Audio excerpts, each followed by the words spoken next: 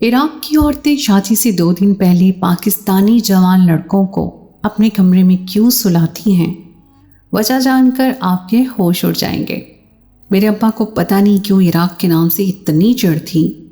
मैं जब भी इराक का जिक्र करता अब्बा गुस्से में कहते कि इराक में ऐसा क्या रखा है जो तुम्हें वहाँ जाने का इतना शौक है।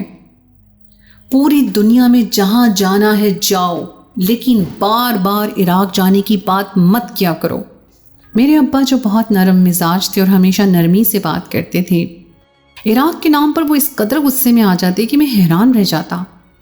कभी कभी तो मुझे समझ नहीं आता था कि इराक कोई मुल्क है या मेरे अब्बा की साबका महबूबा जिस पर उन्हें इतना गुस्सा है। कई दफ़ा मैंने ये बात जानने की कोशिश की कि अब्बा को मेरा इराक जाने पे इतना मसला क्यों है, लेकिन मुझे इस बात का कोई सुराग नहीं मिल सका। अलबत्ता मुझे इतना ज़रूर मालूम हुआ कि मेरे अब्बा अपनी जवानी के दिनों में बहुत ज़्यादा इराक जाया करते थे। वहाँ शायद कोई दूर परे के रिश्तेदार थे और अब्बा उन्हीं से मिलने के लिए जाते थे। लेकिन फिर अचानक ही अब्बा ने इराक जाना भी छोड़ दिया और उन्हें इराक के नाम से ही नफरत हो गई। मैंने अपनी माँ से भी इस बारे में बात करने की बहुत कोशिश की, लेकिन अम्मा कहती कि मुझे इस बारे में कुछ इल्म नहीं है कि तुम्हारे अब्बा को क्या मसला है। और फिर एक दिन जब मेरी दादी हमारे घर आई तो मैंने यही बात उनसे पूछी। मेरी बात सुनकर दादी कुछ खामोश हो गई और कहने लगी, बात इज्जत की है, इसलिए मैं अपनी ज़बान पर नहीं ला सकती। अच्छा होगा कि तुम भी इस बातों के पीछे ना ही पड़ना। ऐसी बातों में सिवाय रुसवाई के और कुछ नहीं रखा होता। ये बात सुनकर मुझे मज़ीद तजस्सुस होने लगा कि ऐसा वहाँ क्या हुआ था जो बात इज्जत की थी और अब्बा एक मुल्क के नाम पर इतना चिढ़ने लगे हैं। छोटी मोटी बात तो मालूम नहीं होती थी, इसलिए मैंने फ़ैसला किया था कि मैं भी ज़रूर इराक जाऊँगा और मालूम करूँगा कि अब्बा वहाँ किस के लिए जाया करते थे। लेकिन मुझे ये नहीं मालूम था कि अब्बा इस चिढ़ के पीछे जो वजह है वो इंतहाई भयानक है। मेरा नाम मलिक शाहनवाज है। मैं अपने माँ बाप का इकलौता लाडला बेटा हूँ। मुझे बचपन से ही सियाहत का बहुत शौक था। जब भी कभी मौका मिलता तो मैं किसी दूसरे मुल्क घूमने के लिए निकल जाता। हमारे पास पैसे की कोई कमी नहीं थी।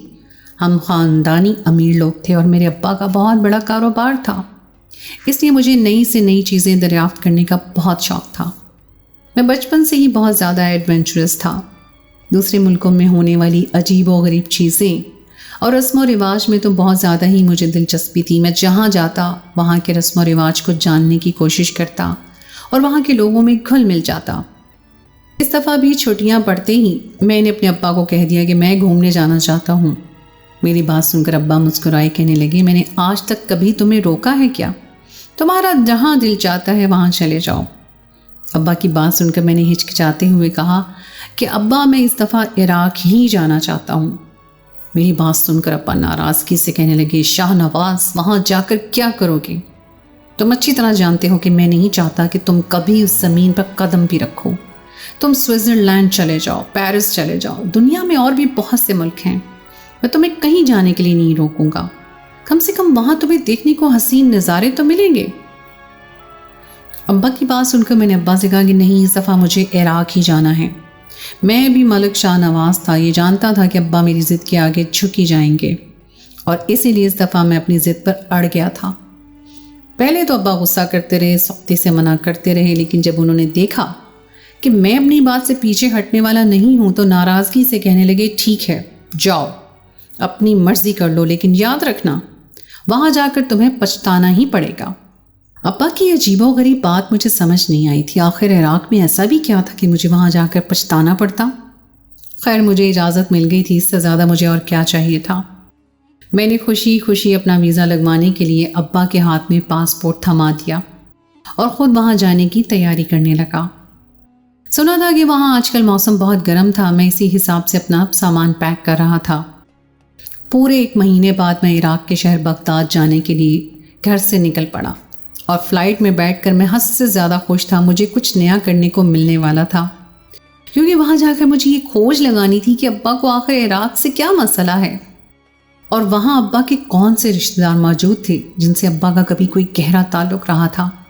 मैं एक दफ़ा फिर अपने नए मुल्क में एक नई जगह पहुँच चुका था और अब्बा ने मेरे लिए एक होटल बुक करवा दिया था। एयरपोर्ट से मैं सीधा कैब बुक करवा कर होटल पहुँच गया। साथ ही मुझे अब्बा की वो सारी हिदायत भी याद थी जो उन्होंने निकलते निकलते मुझे की थी کہ عراق جا کر زیادہ کسی غیر سے بے تکلف ہونے کی ضرورت نہیں ہے، کچھ دن وہاں گزارنا اور پھر لوٹ آنا، صرف اہم سیاحتی مقامات ہی گھومنے جانا اور زیادہ ادھر ادھر جانے کی بھی ضرورت نہیں ہے۔ اس سے پہلے بھی میں نہ جانے کتنے ملکوں کی سیر کر چکا تھا، لیکن ابا نے نہ ہی کبھی ایسی کوئی پابندی لگائی تھی اور نہ ہی کبھی مجھ سے ان دنوں کا حساب کتاب کیا تھا۔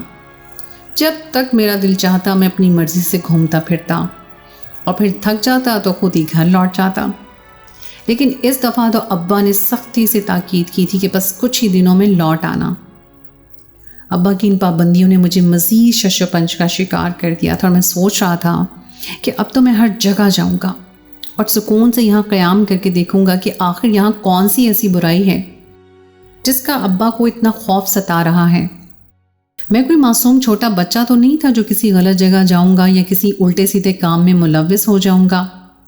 اس سے پہلے بھی میں نے ہمیشہ ہی تنہا سفر کیا تھا، لیکن اس بار ابا کو مجھ پر بھروسہ نہیں ہو رہا تھا۔ ایک دن آرام کرنے کے بعد اگلے دن میں نے اپنے لیے ایک گائیڈ کا انتظام کیا۔ میری عادت تھی میں جہاں بھی جاتا وہاں کا گائیڈ کو ضرور ہائر کرتا تھا کہ مجھے پریشانی کا سامنا نہ کرنا پڑے۔ مجھے جو گائیڈ ملا وہ ایک پاکستانی لڑکا تھا جو بہت ہی نیک اور شریف معلوم ہوتا تھا۔ میری اس سے کچھ ہی دیر میں اچھی خاصی دوستی ہو گئی اور مجھے لے کر بغداد کی مشہور جگہ گھمانے کے لیے نکل پڑا۔ راستے میں ہم دونوں آرام سے ایک دوسرے سے بات چیت کر رہے تھے کیونکہ اس کی اردو بہت اچھی تھی۔ وہ گائیڈ مجھے بغداد شہر کی تاریخ کے بارے میں بتا رہا تھا کہ اس وقت مجھے اس شہر کی تاریخ میں کوئی دلچسپی نہیں تھی، بلکہ اس بات میں دلچسپی تھی جس کی وجہ سے میرے ابا مجھے یہاں آنے نہیں دینا چاہتے تھے، لیکن مجھے اس بات کا سرا معلوم ہی نہیں تھا۔ کچھ سوچتے ہوئے میں نے اس گائیڈ سے پوچھا کہ اس شہر میں کوئی بھی ایسی خاص بات ہے جو نہیں ہونی چاہیے، مطلب کوئی بہت عجیب بات، کوئی ایسی بات جو بہت الگ ہو۔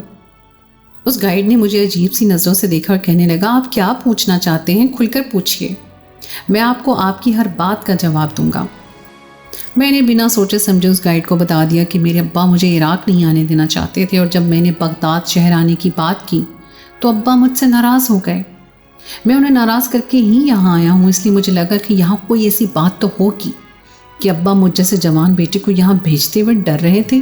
میری بات سن کر وہ گائیڈ عجیب انداز میں مسکرایا اور کہنے لگا، یہاں لوگ لڑکوں کو بھیجتے ہوئے بھی ڈرتے ہیں اور لڑکیوں کو بھی، لیکن ڈرنے کی کوئی بات نہیں ہے، بس یہاں کے رسم و رواج کچھ الگ ہیں، اس لیے دوسرے لوگ اس سے خوف کھاتے ہیں۔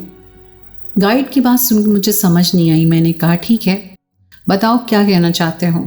وہ گائیڈ کہنے لگا کہ یہاں نکاح متع کا عام رواج ہے، اس لیے لوگ اپنی لڑکیوں کو یہاں بھیجتے ہوئے گھبراتے ہیں کہ کہیں کوئی انہیں اپنے جھانسے میں پھنسا کر نکاح متع نہ کر لے، اور لڑکوں کو بھیجتے ہوئے اس لیے ڈرتے ہیں کیونکہ عراقی عورتیں شادی سے 2 دن پہلے پاکستانی جوان لڑکوں کو اپنے کمرے میں سلاتی ہیں۔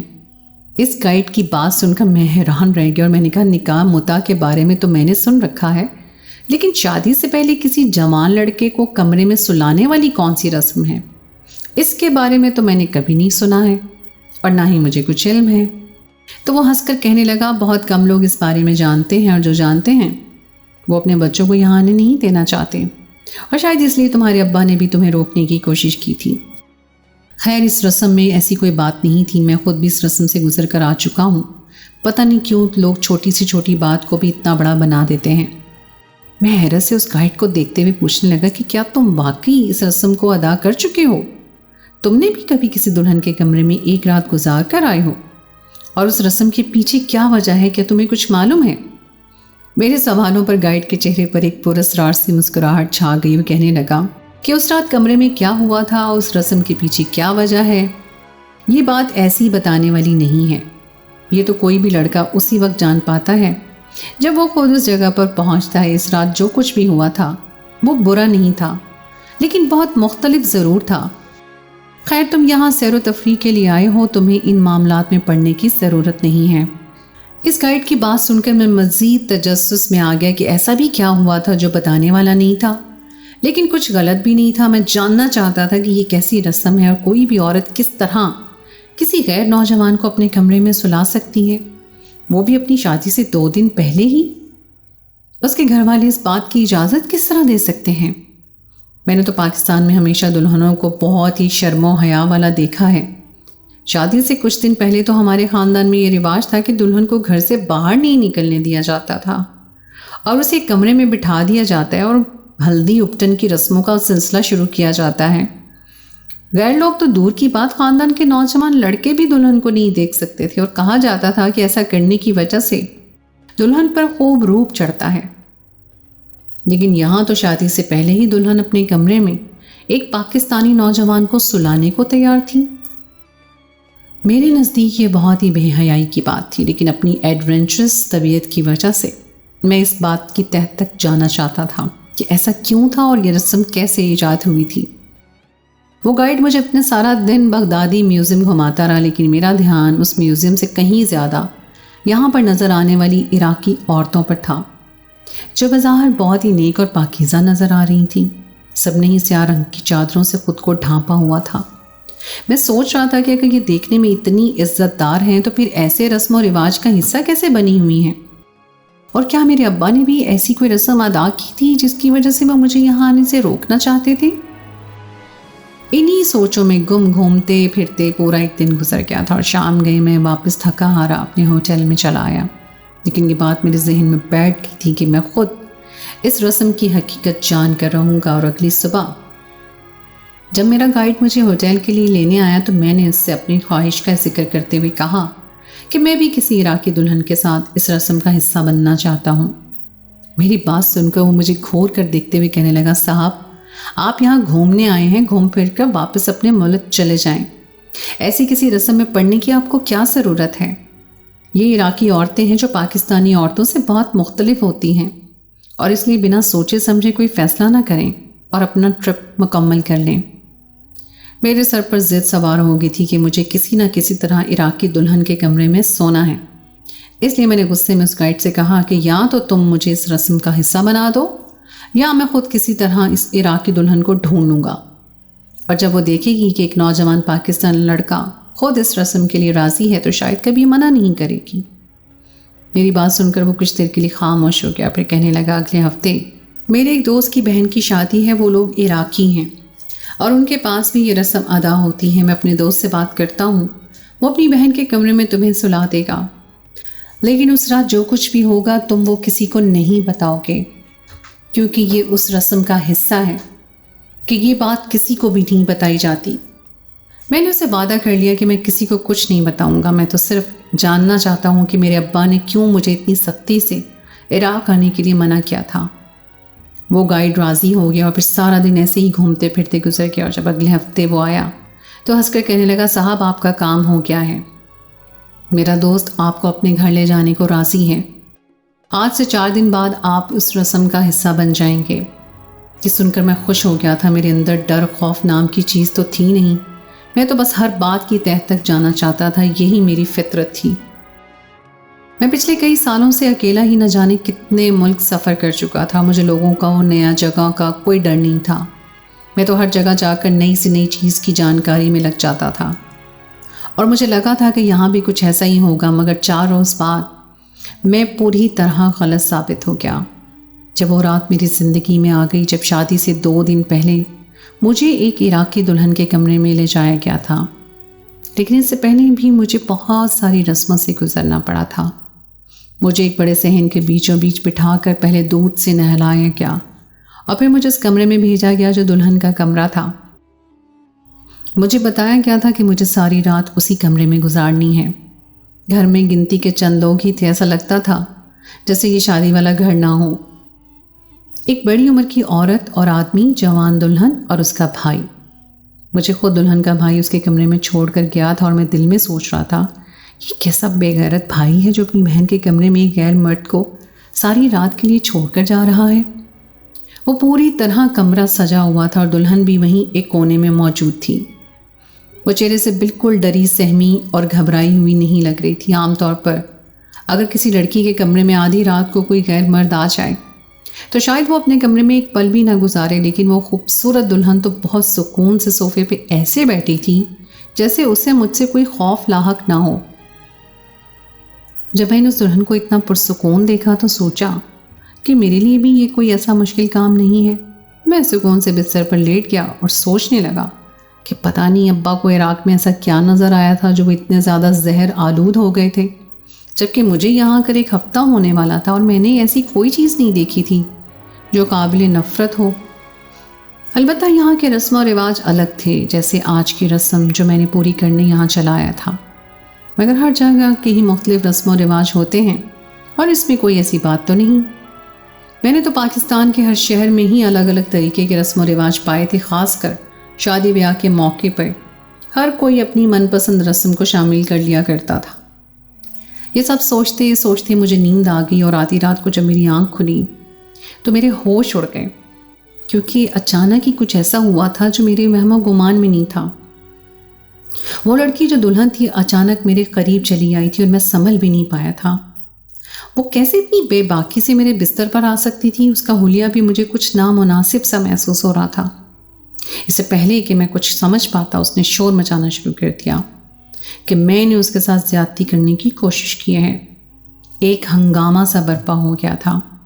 پاس پڑوس کے لوگ بھی نکل آئے تھے اور سب لوگ جمع ہو کر میرے خلاف ڈٹ گئے تھے کہ مجھے ہاتھوں سے مار رہا تھا، کوئی ڈنڈوں سے مار رہا تھا۔ میں مزاحمت بھی نہیں کر پا رہا تھا اور پھر پولیس کو بلا لیا گیا تھا۔ مجھے تو سمجھ ہی نہیں آ رہا تھا کہ آدھی رات کو میرے ساتھ کیا ہوا ہے۔ پولیس آئی اور جب پولیس نے مجھے پکڑا تو پوچھنے لگی کہ آدھی رات کو تمہارا ان کے گھر کیا کام ہے، تم کون ہو اور کہاں سے آئے ہو؟ میں نے پولیس والوں کو بتایا کہ میں تو یہاں کی مشہور رسم کی ادائیگی کے لیے آیا ہوں۔ یہ لڑکی جو دلہن بنی ہوئی ہے، 2 دن بعد اس کی شادی ہے اور رسم کے مطابق 2 دن پہلے مجھے اس کے کمرے میں سونا تھا اور میں بس اس کے کمرے میں سونے کے لیے ہی آیا تھا۔ میں نے کسی قسم کی زیادتی کرنے کی کوئی کوشش نہیں کی، میں تو خاموشی سے اپنے بستر پر سو رہا تھا اور نہ جانے کس طرح یہ خود رات کے اندھیرے میں میرے بستر پر چلی آئی۔ میں نے جلدی انگلش میں پولیس والوں کو اپنی بات سمجھانے کی کوشش کی تھی، کیونکہ میری عربی بہت اچھی نہیں تھی۔ میری بات سن کر پولیس والوں نے مجھے عجیب سی نظروں سے دیکھا اور انگلش میں کہنے لگے، لگتا ہے تم نے نشہ کر رکھا ہے، بہت ہی عجیب و غریب قسم کی باتیں کر رہے ہو۔ تمہیں پولیس اسٹیشن لے کر جاتا ہوں تاکہ تمہارے سر سے یہ نشہ تو اترے، جس میں تم اتنا زیادہ بہک گئے ہو کہ پتہ نہیں کس کس رسم کا ذکر کر رہے ہو۔ کیا شادی سے پہلے ایسی کوئی بھی رسم کی ادائیگی ہوتی ہے جس میں ایک غیر مرد کو دلہن کے ساتھ چھوڑ دیا جائے؟ پولیس والا کہنے لگا کہ مجھے لگتا ہے کہ تمہارا دماغ پوری طرح خراب ہو چکا ہے اور شاید اس لیے تم نے اتنا بڑا گناہ کیا ہے۔ کسی عزت دار اور شریف لوگوں کے گھر میں گھس کر ان کی بیٹی کو عزت پر ہاتھ ڈالنے کی کوشش کی۔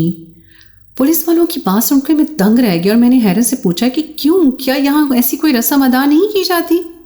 میری بات سن کر پولیس والا زور سے ہنسا اور کہنے لگا، دنیا کے کس خطے میں بھی ایسی بےہودہ رسم کی ادائیگی نہیں ہوتی جہاں کسی بھی راہ چلتے انسان کو دلہن کے ساتھ چھوڑ دیا جائے۔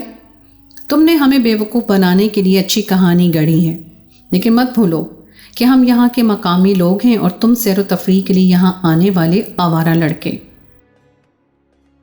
پولیس والے کی بات سن کر میری آنکھیں حیرت سے پھیل گئی تھیں، اور مزید حیرت تو مجھے اس وقت ہوئی جب اس دلہن کے گھر والوں نے بھی یہی بیان دیا کہ وہ مجھے ہرگز بھی نہیں جانتے اور انہیں نہیں معلوم کہ میں آدھی رات کو ان کی بیٹی کے کمرے تک کیسے پہنچا ہوں۔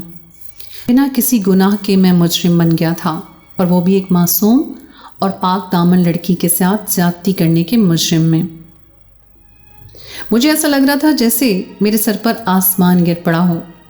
میں نے پولیس والوں کو لاکھ یقین دلانے کی کوشش کی، لیکن کسی نے میری بات پر اعتبار نہیں کیا اور مجھے پکڑ کر حوالات میں ڈال دیا گیا۔ میں نے انہیں بتانا چاہا کہ مجھے میرے گائیڈ نے اس بارے میں بتایا تھا، لیکن وہ میری ہر بات کو جھوٹ سمجھ رہے تھے۔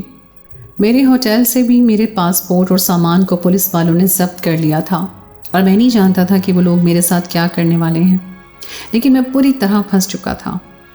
وہ رات جب میں نے جیل کی سلاخوں کے پیچھے بہت مشکل سے کاٹی اور جب صبح کا سورج نمودار ہوا تو میں نے پولیس والوں کے آگے ہاتھ جوڑ دیے، کہا کہ میری کوئی غلطی نہیں ہے، میں تو خود بھی اس لڑکی کو نہیں جانتا۔ میری بات پر وہ ہنستے ہوئے کہنے لگے، اچھا ٹھیک ہے، تم نہیں جانتے تو پھر اس کے کمرے میں کیا کرنے کے لیے گئے تھے؟ اس لڑکی نے خود تم پر الزام لگایا ہے اور تم رنگے ہاتھوں پکڑے گئے ہو، اس لیے اب اپنا گناہ قبول کر لو۔ میں پریشانی کے عالم میں پولیس والوں کے سامنے بیٹھا منت سماجت کر رہا تھا، اور اتنے میں اسی دلہن کا باپ پولیس اسٹیشن چلا اور کہنے لگا، میری بیٹی کی کل شادی ہے اور میں نہیں چاہتا کہ میری بیٹی کی ذرا بھی کوئی بدنامی ہو، اس لیے میں چاہتا ہوں کہ یہ لڑکا مجھے ہر جانے کی رقم ادا کرے और मैं इस केस को यहीं ख़त्म कर दूँ। उस आदमी की बात सुनकर पुलिस वालों ने मेरी तरफ देखा और कहने लगे, अगर तुम हर्जाना भरने को तैयार हो तो अभी और इसी वक्त इस मामले को ख़त्म कर दो। मेरे लिए इससे ज़्यादा आसान और क्या हो सकता था। मैंने जितने पैसे मेरे पास थे उस आदमी को दे दिए और जान छुड़वा ली। वो गाइड न जाने कहाँ गायब था और मेरी मालूमात करने पे पता चला कि उसका काम ही यही था। वो यहाँ आने वाले नौजवान लड़कों को इसी तरह फंसा कर आज़ाद करवाने के नाम पर पैसे लूट लिया करता था। ये पूरा एक गैंग था और ये जानकर मेरे रोंगटे खड़े हो गए थे कि मैं एक ख़तरनाक ग्रोह के हत्थे चढ़ चुका था। फिर मुझे पता चला कि इराक़ में ऐसी कोई रस्म नहीं होती और ये सब महज एक ट्रैप करने के लिए की बातें हैं। दूसरे ही दिन मैं पाकिस्तान वापस लौट आया और फिर कुछ अरसे के बाद मुझे पता चला कि अब्बा का इराक़ में बहुत बड़ा कारोबारी नुकसान हुआ था और इसलिए उन्होंने इराक़ का नाम लेना भी छोड़ दिया था। उनके साथ किसी इराक़ी आदमी ने धोखा किया था और ये बात भी मुझे पता चली कि आम तौर पर वहाँ लोग इसी तरह मासूम लोगों को धोखा देकर लूट लेते हैं और इसलिए अब्बा मुझे भी नहीं जाने देना चाहते थे। मैंने अपनी ज़िद से काफ़ी बड़ा नुकसान उठाया था, लेकिन अब सबक भी सीख लिया था कि कभी किसी पर आंख बंद करके एतबार नहीं करना चाहिए, जैसे मैंने उस गाइड पर किया था। तो दोस्तों, ये थी मेरी आज की कहानी। उम्मीद है आपको मेरी आज की कहानी पसंद आई होगी। कहानी अच्छी लगे तो उसको लाइक ज़रूर कीजिए, अपने दोस्तों के साथ शेयर कीजिए और अगर आपने अभी तक मेरे चैनल सुनो ज़रा को सब्सक्राइब नहीं किया तो सबसे पहले इसको सब्सक्राइब कर लीजिए। साथ ही लगे बेल आइकन को भी प्रेस कर दें ताकि आपको मेरी आइंदा आने वाली कहानी का नोटिफिकेशन बर वक्त मिल सके।